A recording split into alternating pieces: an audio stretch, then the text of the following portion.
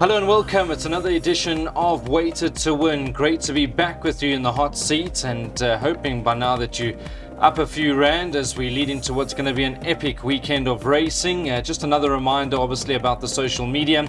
Strap is up on your screen with all the information. You can jot that down in your own time. We're looking forward to this race meeting out in the Western Cape, and it actually looks to be a lovely card. We've got Darren Burrows as well as Daryl Marie with us to join us for the show, and I'm going to dive straight into it. Race number 1. I see there's a short price favourite over here trading at about 7 to 10. Number 4, Mojo Man. 2, Yamadori's at 28 to 10. Gypsy Express number 5 at 15 to 2. And it's 10 to 1 and better bar those. All right, we're going to start with Darren Burrows on the line. Darren, welcome to you. I know, tough day out at the office yesterday at the Vaal, but nonetheless, we pick ourselves up and we dust ourselves off, and we're looking forward to this program.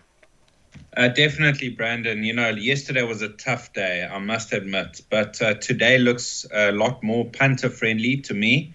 And I think the first 3 races, I think we could have some early strikes. So let's start off in race 1. Now, this was Mojo Man. He ran in that very strong maiden race last time out behind Future Variety. We've already seen 2 direct winners. He was only beaten half a length. Normally, when you see a blanket finish of 7 horses within a length and a half of each other, usually those form lines don't stand up. But this one is different to that. The blinkers go on, the drop-in trip's ideal. I'm surely he's going to get off the mark, but I do have respect for the first-timer Yamadori out of that good race mare, One Fine Day. This horse could run well, but the comments I read didn't sound too bullish. So I think Mojo Man to beat Yamadori. Yeah, I think this favourite's going to take a power of beating as we introduce the second of our guests, and that's Daryl Marie. Daryl, welcome. Obviously a tough day at the office yesterday with the Vaal. From our side as well, Captain Warra, Mover and Shaker, they were just dying on me as I was about to commit. But overall, I thought a good day's racing. I think we're just grateful to be racing, because if you had a look at the weather on Monday in Joburg, we said there's no chance. But here we are, Cape Town, good card. You ready to go? Yeah, you're bringing up sore points now, Brandon. Mini coupe. Yeah, that buried us. But anyway, we're back to fights another day. Mojo Man, I think he's a confident bite-part banker in the first leg. Darren's touched on most of his positives. The blinkers could do the trick. The comment with regards to the first timer is taking on older, except for his main rival is a juvenile himself, so, and could surprise. He's related to Giacomo Puccini and Pinkerton. And I'll tell you something, Brandon, if you're playing a trifecta and quartet, don't leave out number 1 over here. Whiskey Bravo. I watched him move down to the start on debut. I thought he looked absolutely outstanding, and I believe he's much better than that. So, bank the 4 in the bopper. Yeah, short and sweet. I don't think there's much more we can add. Mojo Man, surely today is going to be the day. Let's go and see what we're doing in terms of selections. It is the first leg of the bar pot. We're going to banker number 4, Mojo Man. Craig Zaki gets the ride for Vaughan Marshall. By 3 and 9, by banker 6, by 1 and 7, by 2, 3, 5 and 6, by 3 and 4. And that's going to cost you 32 rand. You need to get on. 12:30. It's over 1,000 meters. First leg of the place accumulated starts now in race number 2, and the favourites number 9, Diamond Rock, and found a bit of support, 14 to 10. 3, Zumi, 5 to 2. The 6 horses at 4 to 1, and it's 7 to 1 and better bar those. We're going to go to Daryl Marie first. Daryl, I thought Zumi last time out, I mean, you could see at the top of the lane that it was gone. Wasn't easy to make up the ground out at Hollywood Bets Durbanville, but I mean, this horse has always had the ability. 5 to 2 could be some value. Yeah, Brandon, we actually watched this race together last time. That's right. You knew you had done your money before he turned for home, just out of his ground. I'm hoping he can push forward and get closer to the pace this time round. I'll give him a serious winning chance over here. Tlahluwe came out and won from that form line. He's damn won over 1,700, so I think he's going to appreciate the extra. But strictly on form, I think the favourite is the one to beat. That's number 9, Diamond Rock. Just on a line through Mojo Man. He was a length behind Mojo Man. Trompy was 4 lengths behind Mojo Man, but Trompy's better than that effort. So I don't think there'll be that much separating the two. Diamond Rock represents that future variety form line. He's well related. I think he's a half brother to Echo of Life, who's a 7 furlong specialist. So Diamond Rock, definitely those to beat. Zumi, his biggest danger, and we'll give him a run for his money. Yeah, I think that's a fair comment. Watch out for the source Zumi. I see 5-2. I know he's got the ability to win a race of this nature. It was a bit disappointing last time out, but at the top of the lane, you could see you were gone. Let's go to Darren Burrows and see what he says about this race. Darren, absolute 2-horse race for you? Definitely, Brandon, but I'm very strong on Diamond Rock. I read the Bass comments this morning, and they said their best bet of the day is Diamond Rock. They're very confident. They say he'll win. Well, they expect him to go very close to winning, should I say. That last run, he was off the pace. He was quickening up smartly late. He was only beaten a length by Future Variety. And I've mentioned that form line, one of the strongest maiden form lines you'll find in the Western Cape this season. So Diamond Rock, even though he's drawn 9, I think Aldo will give him a patient ride, and he'll quicken up smartly. Zumi, his form lines are suspect, even though he ran second behind Outlaw King in both his starts. That second in that feature behind Outlaw King, we haven't seen a winner from 14 runners or something. So yes, he'll appreciate the extra. I'll make him my second choice, and then the snake runner Lindbergh to fill minor money. Yeah, let's go and have a look at what we're doing with selections over here. It's the first leg of the PA, and Daryl Marie's gone 3 and 9 in the first leg. So Zumi and number 9 Diamond Rock by Banker 6, by 1 and 7, by 2, 3, 5 and 6, by 3 and 4, by 6 and 7, by 3, 8 and 9. It's only going to cost you 192 Rand. If you do want to pay, get involved in this PA, 1:05 is the off time. So perhaps you want to get on before that to avoid disappointment. It's over 1,400 meters and going to be a good race to watch. First leg of the pick 6, race number 3, 13:40 is the off time. The Cape Turf Club Maiden Juvenile Plate. It is for the fillies, and it's to be run over 1,400 meters. As we always do, we'll give you a guide as to what the market's doing. Number 6, Quick Trip 2-1. The 13 Royals 5-2, the 2 Miracle in Motion 5-1, and it's 8-1 and better bar those. Let's go to Darren Burrows on the line. Darren, Quick Trip 2-1, 13 Royals 5-2. Are you going to make it between those 2 horses? I banked this horse Quick Trip, and I'm hoping that she reproduces that penultimate start behind Distant Winter, where they pulled well clear of the third horse. Distant Winter was feature race placed before that run, and this filly pressed her hard all the way to the line. The step up in trip's not going to be a problem. She's a sister to Rock the Fox, who placed second in a grade 1 over a mile. So I think the 1,400 she's looking for, and I believe she'll win. So I'll be disappointed if Quick Trip gets beat. Yeah, there we go. 2-1 is the current price about Quick Trip. We're going to go to Daryl Marie. Daryl, do you also make it a 1-horse race? I mean, a horse that's in good form. There's 1 or 2 horses that are attracting a bit of betting support, so I'm not sure if you make it a bit more open than that. Yeah, I'm also in Quick Trip's camp, Brandon. A little bit concerned with that below deck form, which represents number 13 Royals. There were some fillies that didn't have any form just behind her. So although she could feature over here, I think more of a place chance in my opinion. Pick Quick Trip. Calvin Habib's favorite filly, Rock the Fox. It's her sister, so I think she's gonna love the step up in Trip. She'll even go further in my opinion, maybe a mile in time to come. I thought she was beaten for speed last time I took the 1,000 meters, and I just hope she's much better than that effort, because that was a very, very disappointing effort. With regards to the first timers, have a look at number 2, Brandon. Now, I don't know if you know who she's related to. I'll tell you the dam. The dam is Moving and Grooving. And if you remember that dam, she's the dam of Running Brave, who ran second to Summer Pudding in the Empress Club. She was a grade 2 winner. There is a comment for her, maybe green, but she's one to follow. So that means she's got ability. So if Quick Trip fluffs her lines once again, I think a first timer could win this. But we all in over here with number 6, so we're in our camp today. Yeah, look, 2-1 is the current price. Perhaps after the fighting talk from both Daryl and Darren, that's going to shorten up race time. Let's go and see what we're doing with selections. First leg of the pick 6, you need to be on over here. They're going to bank a number 6 in the first leg. So Quick Trip, the 2-year-old Bay filly. Brett Crawford's the trainer. Louis Mkoto has been booked to ride. Field in the second leg by 2, 3, 6 and 9. By Field by 1, 2, 6, 7 and 9. By 3 and 9 and 244 Rand.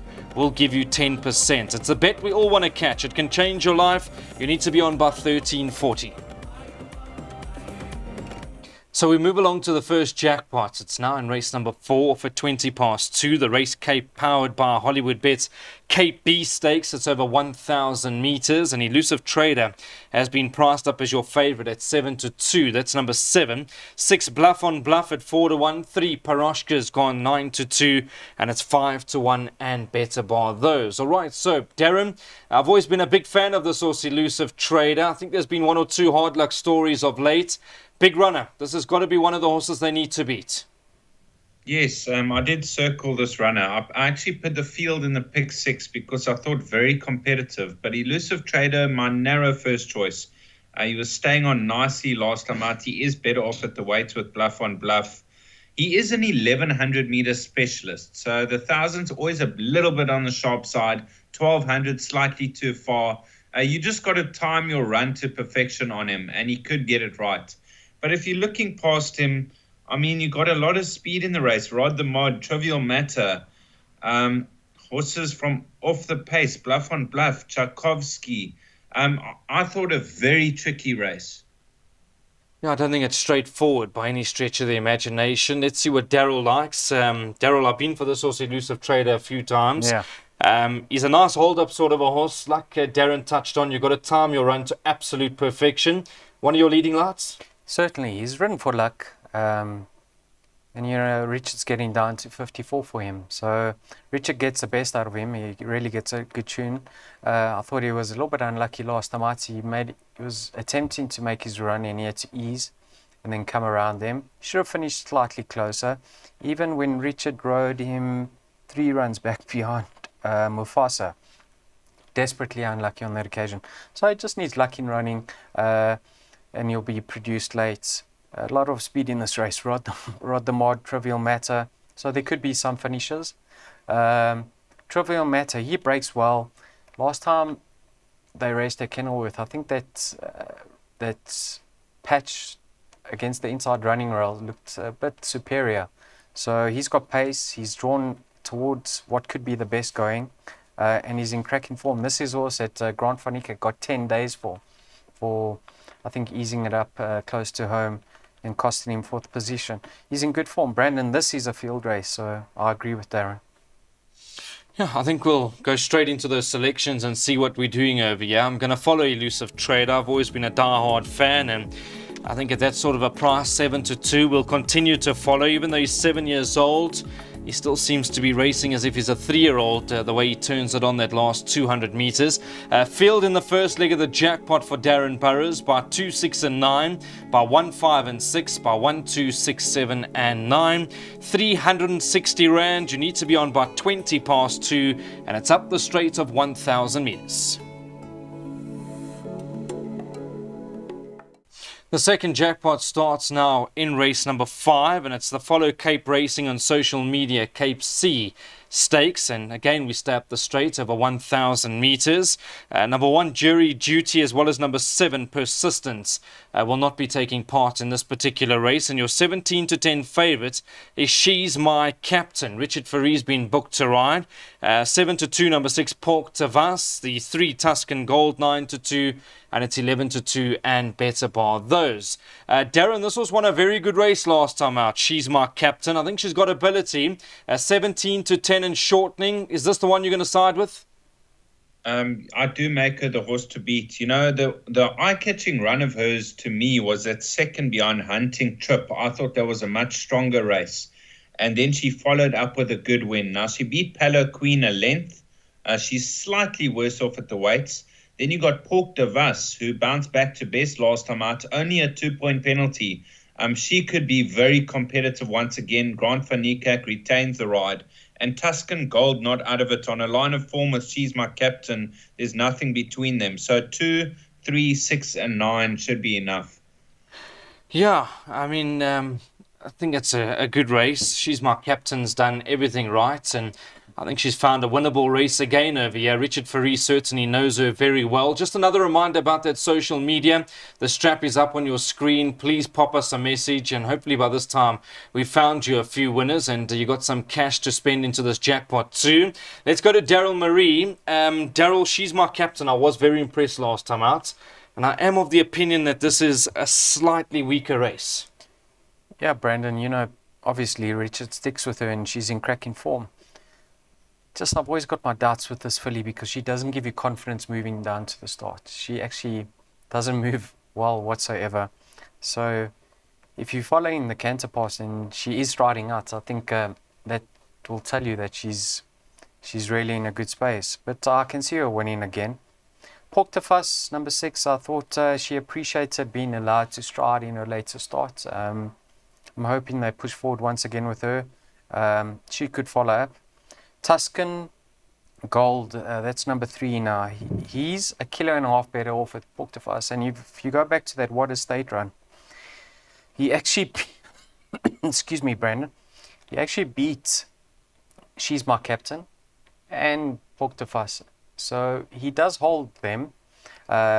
He's got to be included. And I've just thrown in one other, and that's number 5, Wordsworth. I think he's better ridden with cover. He's got a short burst, and I can certainly see him winning. If there is going to be upsets in the race, I'm leaning towards him as the one. But yeah, once again, small but competitive. Off topic, how's your breathing going? Sure. Did you see where Lucy English finished yesterday? Midfield. Yeah, just off them. I'm worse than her currently, so taking strain. Tongue tie. Urgent tongue tie. If there's anybody out there that can help Daryl Marie, please pop us a message. He's been battling for months on end now, and I've been telling him, go to the doctor, go and get it sorted, but he just loves the game too much. He wants to be here every morning and give you the winners, hopefully. Let's go and see what we're doing in terms of selections. Jackpot 2, race number 5. 2, 3, 5, and 6 for Daryl Marie in the first leg, by 3 and 4, by 1, 6, 7, and 9, by 3, 8, and 9. And that's going to cost you 96 Rand, 14.55 is the off time, and it's over 1,000 meters. Let's go on to race number 6, where Banika is your favourite, weak favourite at 3 to 1. Richard Fourie rides for Justin Snaith. 1 Miss Marguerite at 7 to 2. The 4 Allende is at 7 to 2. 6 Queen of Sparta's gone 9 to 2, and it's 5 to 1, and better bar those. Okay, let's go to Darren. Darren, we've been for this horse Banika a number of times. Can we put our head down today at 3 to 1? Brandon, she has been disappointing. You've got to admit that her last couple of starts, we've expected better. I thought the value lies with Miss Marguerite. Now, I liked her 2,000 meter effort because she was staying on really strongly at the finish. If you go back in her form, when she ran against Banika, she's around 5 kilos better off. But I think the 1,200 is going to be ideal. And if she gets nice cover early, I think she'll finish the race off strongly. You got to include Banika. You also got to include Spywing. She jumped on terms last time out. She got outrun the final 50. Queen of Sparta, not out of it on that good last 2 efforts. That 4th behind Shantastic, we've seen multiple winners from that form line. And then Allende, not out of it too. So all of 1, 3, 4, 5, and 6 in a 7-horse field. Yeah, quite a trappy race. Banika, if she rocks up, I have no doubt she wins the race. I want to see what Daryl Marie likes over here for race number 6, because we're on the same page. If we go to that penultimate run of Banika, behind Narina Tragon, eye-catching performance. Daryl, last time out, again, didn't really get things to suit. 1,200 meters, is that your worry? No, I actually think that's the winning move, Brandon. She's recorded 4 victories to date. 2 of them have been over this course and distance. So she's very effective over the up the Kenilworth Straight. Last time out, turning for home, one would have said it's pay but toll. She was travelling in the hands. just didn't finish that race off. That's why I think coming back to the 1200 could be in her favour. Penultimate start, she was desperately unlucky. We all saw that. So I'll make her the filly to beat. Alende, take note now. Keegan DeMello is not riding. Cabello's up aboard her. Very encouraging return after a short break. Then last time out, I thought maybe below par, perhaps because of the sticky conditions. So I'm willing to excuse her that. I think she's better than that effort. So for me, I'm not looking past numbers 3 and 4. Daryl, I want to ask you quickly, just off the bat, this was Bonica. I mean, it's that time of the month where rent, bills, everything needs to be paid. If I came to you and said, listen, this is the last that I've got to go and have a bet on Bonica, would you push me that way, or would you tell me be a little bit cautious? Oh, what's the worst that can happen, Brendan? All those expenses are going to have to be carried over till the following month. So, yes, I'd say get stuck in. Good man, Daryl. Good man. Let's go and see what we're doing in terms of selections over here. Pick 3 for Daryl Marie's gone 3 Bonica and the 4 Lende. By 1, 6, 7 and 9. By 3, 8 and 9. It's going to cost you 96 Rand. Race number 6 goes off at 3:30. We're on to race number 7, and this is the Winter Nursery, the Grade 3 event for 2023. Cracking lineup. It's over 1,100 meters. It goes off at 4:05. Market has number 9, Baltic Secret at 3-1. 2, Distant Winter, 33-10. 6, Future Variety, 15-4. And it's 6-1 and better bar those. All right, we'll go to Darren first. Darren, this was Baltic Secret. I was super impressed with the way it moved down to the start last time out, and I was super impressed with the way that she put the race to bed going through the last 400 meters. This is obviously a step up for her now, but has she got that class to win? Yes, she showed blistering speed on debut, and she put the race to bed at the 300 already. It was very impressive. I'm not sure what she beat. This is a big step up because you've got a horse like Distant Winter that ran second in the nursery behind Winter Cloud. Last time out, she was hard pressed after a short break behind Quick Trip, but she's very good. And 1100 is not going to be a concern. So Distant Winter, definitely one of the leading lights. Now, you got Future Variety and October Morn that are recent maiden winners. Obviously, Future Variety got a big reputation, but let's see how they go. And Jewel Cat of the rest. So I thought Distant Winter, the horse to beat, but I would have respect for all of numbers 9, 7, 6, and 1. Yeah, it's a great race. Like I said, I was very impressed with that filly. I thought she was super impressive. Baltic Secret, the way she went down to the start and the way she came back. I really do think there's something there, and that's probably why they've chucked her straight into a race of this nature, Daryl. But what's interesting, and I need to get your thoughts, because obviously Candice Bass-Robinson's well represented. It's interesting that Aldo Dume has gone for Future Variety. You can't do the 57.5 on the fillies. Okay, so that's probably why. Yeah. Is that the weight's going to be an issue? Yeah, I would probably say he would have stuck with Future Variety even if weight wasn't an issue, because his latest victory was workmanlike, but I don't think we saw the best of him. He travelled well, got the job done, form line stood up, but I think he's better than that effort. So I respect him. I think he could follow up. October Morn, the filly, Brandon. There was a lot of talk for her last time out, and Barcy and Suzette Fullion had a hot favourite in the race, but this filly had her number a long way from home. She was travelling very, very well, and she went on with it. Like I say, she gets that 2.5 kg sex allowance, so that could certainly be in her favour. She's going to strip fitter, but I don't believe the race ends there. Jewel Cat, in his penultimate start, he's way better than that effort, and he set the record straight last time out. He's subsequently been gelded. The tongue tie, he improved. I know Future Variety could have more improvement to come, but you can't rule him out. And then the favourite was ultra impressive. She got away in sticky conditions, and she started at a big price on that occasion. So I'm not too sure I am fairly convinced she ran well above expectations, but she could be anything. So this is like going to be a cracking race. I'm really looking forward to it. You know, we talk about weight of jockeys. I mean, it can't be easy. Daryl, been having to watch everything you eat every night. Just going back to Aldo quickly. I mean, you're a man that follows racing all over the country. What is he more or less comfortable at? Have you noticed? I think he can only ride 59, if I'm not mistaken. Okay. Yeah. That's interesting. Yeah. He's very good, is Aldo. Yeah, well, he's big match temperament, so he's there for the grade ones. Yeah, good man, Aldo, and great to see him. Who we can compare him to is Bernard Fado back in like 4 or 5 years ago. Heavyweight, yeah. Solid heavyweight.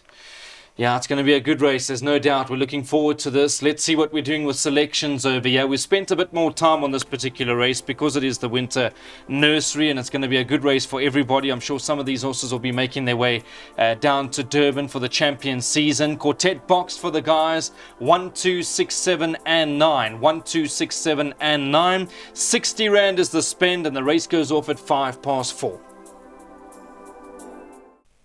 Let's go on to the lucky last, race number 8. I see the market's got number 9, To the Moon and Back at 7-2. Richard Ferrie's been booked to ride in the silks of Greg Bortz for Justin Snaith. 3 Silent Trigger, 4-1. 8 Contiguous at 15-2. And it's 8-1 and better bar those. All right, Darren, lucky last. Hopefully we're up a few rand by now. What are you going to stick us into when it comes to the last? I would say the exactas and the quartet numbers 3 and 9. Now, I'm not going to split the two of them. The pick six are only at 3 and 9, so let's hope one of them arrive. Now, Silent Trigger, I think the 1400 is his trip because last time out he cruised up to them at the 300 at Durbanville and he just got outrun. Now, he had To the Moon and Back closing on him towards the finish. There was only a nose between them. To the Moon and Back, if this was a mile, I would say he's my outright selection. But I'm leaning slightly towards Silent Trigger because he's got the draw in his favor. Aldo's going to give him a nice patient ride just off the speed. And I think he could win. So 3 and 9 by 3 and 9 by field, it cost 180 Rand. All right, there we go. Thanks to Darren Burrows for his input as always. Lovely to hear from him. And we're going to go to Daryl Marie for the final word. Daryl, I think it's quite an open race. I mean, there's a few with chances over here. I was looking at number 7, William the First. Grant Fanica gets the ride. Comes back from a little bit of a break, 130 days. What do you make of this race? He's actually a nice horse because I thought he was going to struggle. If I'm not mistaken, he won one of those special weights maidens, so off a lightweight. But since he's exited the maiden ranks, he's actually done quite well. But Brandon, there's a comment in the front of the computer form with regards to his chances. Let me just get it off. It wasn't very positive. We'll probably need it and he's too short. 6 months ago, if you told me To the Moon and Back would be rated 78, so I would have said you off your mind, off your rocker. He's really hasn't gone on with things. I expected much more from him. But last time out, I don't know if you recall, Richard Free took Future Turn to the front and they were crawling up front. And To the Moon and Back was at the back of the field. The race certainly wasn't run to suit. On paper, there's nothing separating himself and Silent Trigger, so there shouldn't be much separating the two of them again. And this was Contiguous. I think he's his own worst enemy at this stage of his career. He just sweats up profusely. Very nervous. I don't know if he's nervous or uptight or what, but maybe, just maybe, that win under the belt could give him some confidence to go on with it now. Don't be put off because he is wet behind the pen. So if you see that, don't be put off. That's just him. He's better than what he's shown today because he really has run against some decent sorts. So competitive, but I'm leaning towards Richard Free to end off proceedings.